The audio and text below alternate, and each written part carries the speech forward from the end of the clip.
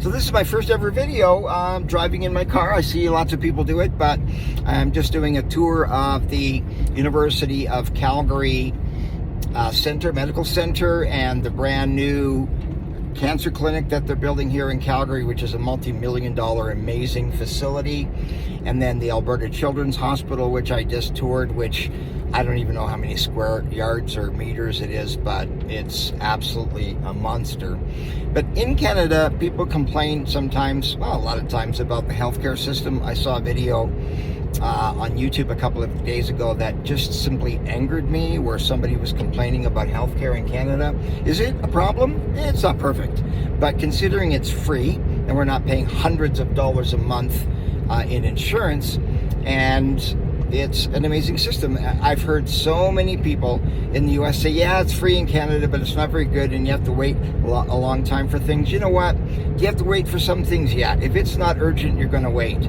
But I can tell you that I had a heart attack. I was in the hospital for 6 days. The service was absolutely amazing. No question, they saved my life. My father had cancer twice. He went through that and is still alive. He survived it. My mother had cancer. She was at this Tom Baker Cancer Center. Unfortunately, they caught it so late, she didn't survive it. But my son, Scott, was born at this Foothills Hospital. He was 7 weeks premature. It was unbelievable how amazing the service was. And again, it actually makes me angry when I hear people complain about healthcare. When my son was born, he was 7 weeks early. He was about 4 pounds. He had a really hard time breathing. He actually was completely purple at one point. He'd been born a cesarean. My wife had something back in the day that was dangerous called HELP syndrome, HELP. She almost died. They had to do an emergency cesarean. That went extremely well. And then he was in the hospital for several weeks in neonatal intensive care in that ward, which is amazing. And now we're talking back in 1992 or 1990, somewhere in there. And they have the neonatal intensive care unit, one nurse per baby, 24 hours a day. So there's always one nurse standing right beside your baby. Now, in our case, we were fortunate. He was actually 4 pounds, which isn't too bad. But there were babies in there that were a pound, and I'm looking at them and they don't even sound like babies when they're crying. I can't even describe what that's like. But one nurse per baby. So you go in, there's always a nurse standing beside your one baby, and when that nurse has to go on break or has to go to the washroom or something like that, another nurse comes. 24 hours a day, one nurse per baby. How many places in the world can provide that? It's absolutely amazing. I had a major car accident in the US. I was in the the University Medical Center Hospital in Las Vegas, and it was okay. This was 2004. But seriously, and I'm not trying to brag, but I couldn't wait to get back to Canada, because the healthcare system here, for the most part, is far superior, I should say, to a lot of the places in the US, and of course other countries as well. My other son, born in that hospital, things went well. My daughter, born in that hospital, things went well. There's so many instances that I can think of. I had a heart attack. I was taken care of incredibly well. I was in the hospital for 6 days there. I had shoulder replacement surgery at a hospital. It went incredibly well. When I got airlifted back from Vegas to Calgary to the Foothills Hospital, the care was amazing. I was there for 3.5 weeks. I can't even really explain how amazing that hospital was for me.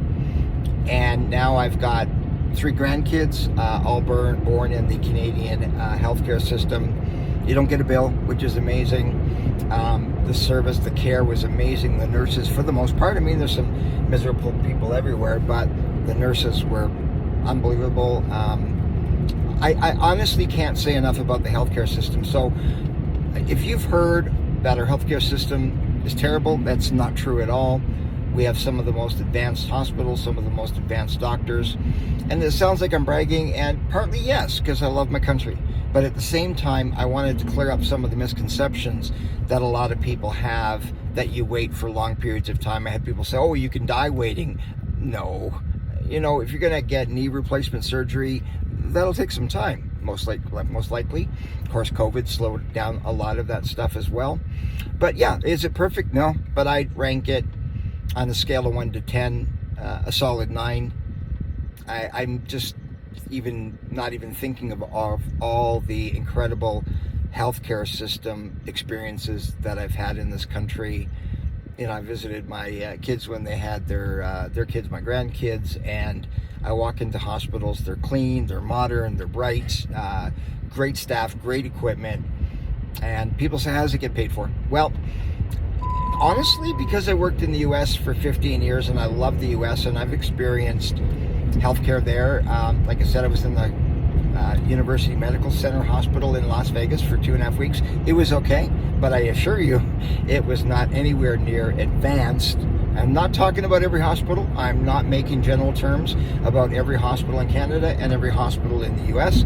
But what I am saying is that the experience that I had in University Medical Center was maybe a 4 or 5 out of 10. Now, they saved my life. I'm not complaining. I would never have survived if they had not taken me to the hospital right away.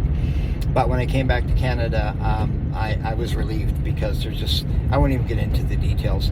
But one thing they don't do here is billing, right? You don't get a bill. And I found in the hospital in the U.S., I was in another hospital in another accident. I got hit by a vehicle, and they walk around with laptops on their hands, and not the nurses, but other people, and they're doing billing. You get billed for everything. When I was in the University Medical Center, they sent me a bill. It came in the mail. I thought it was actually a catalog, and it was a bill about that thick. It was $172,000 Canadian. I won't get into the insurance issue. I thought I was insured, and what they say with insurance sometimes is what the large print giveth, the small print taketh away, or what the large print giveth, the asterisk taketh away.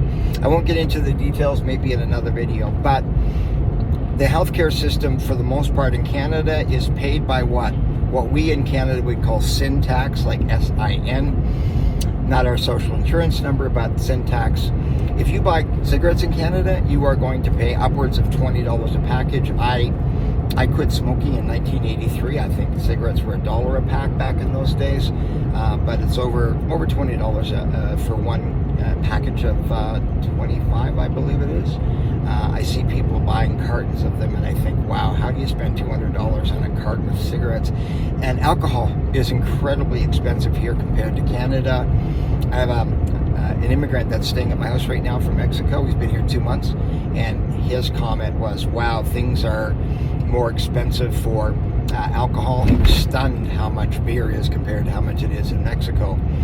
But when you think about all the tax that's on cigarettes, other types of tobacco, of course now we have weed, marijuana is legal in Canada, lots of tax on that as well. And I think it makes perfect sense to charge more for things that, and I'm not talking about weed, I'm not opposed to it at all, but of course tobacco and alcohol can cause massive amounts of issues. They do cause massive amounts of issues, and the hospital costs skyrocket just because of heart disease and obesity, etc. And so bottom line is, the U.S., they've been talking about this healthcare system. I remember the first election I ever watched years ago, they talked about improving healthcare, and then I'm not going to get political, but the whole thing with Bill Clinton and Hillary Clinton was working on the healthcare system. I'm not going to say almost every single politician, when they run for office, talks about fixing the healthcare system. In the U.S., sadly, they've never fixed the healthcare system, and I'm not saying it's not good.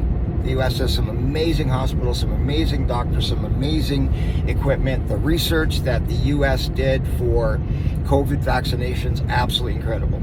What bothers me is the cost that people have to pay. I know people who pay several $100s a month for healthcare. Now, I want to make something clear.